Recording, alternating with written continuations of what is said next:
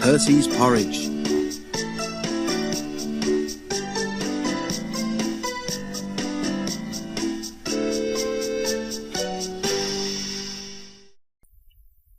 Donald and Douglas were rushed off their wheels. The Fat Controller came to see them. "I know you don't mind hard work," he said, "but you can't be everywhere at once. You need some help on the branch lines." The Scottish twins were grateful. "I have a plan," the Fat Controller told them. He went to see a friend who lived in Gloucestershire and explained the problem.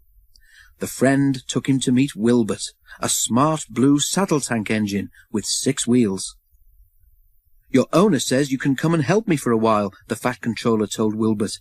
"Would you like that?" Wilbert was delighted. "Yes, please, sir," he said eagerly.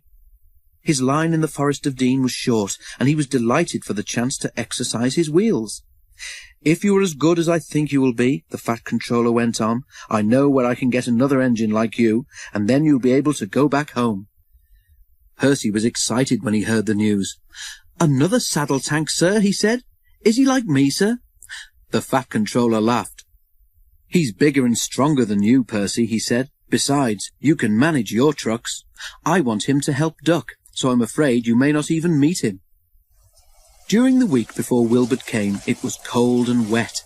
The engines thought it would never stop raining. None of them wanted to go out, but passengers and trucks were waiting.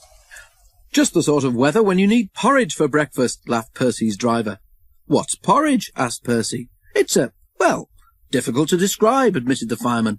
"You boil oatmeal and water, which makes a sort of sticky soup," finished the driver. "Then you add milk and sugar. Delicious." At the station by the river, sacks were being stacked on the platform. The men who had filled them had worked fast, and they had not tied the sacks properly. As the porter lifted the last sack, the signal arm dropped with a clang. "Better hurry, here's Percy," the porter said, and he swung the heavy sack onto the pile, knocking the top one over. Several sacks toppled onto the railway line and split open.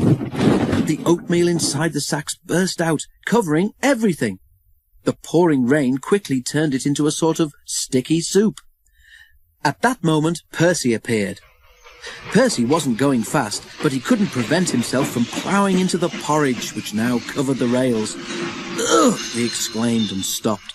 Porridge dripped from Percy's wheels, rods and frames. He felt awful, wet, sticky and cold. His driver and fireman got down to inspect the mess. "Oh dear," remarked the driver. "Well, Percy, you found out about porridge the hard way, haven't you? The thing is, you're supposed to eat it, not paddle in it." Percy didn't think it was funny. The Fat Controller wasn't amused either. He telephoned to the junction where they were just in time to stop Wilbert on his way to Duck's branch line. He came along Thomas's line instead and soon reached the shed at the top station. Percy cheered up at once. "I wanted to meet you," he said, "but I didn't think it would be this way. Porridge is all right for breakfast, my driver says, but it makes a mess of an engine who isn't expecting it."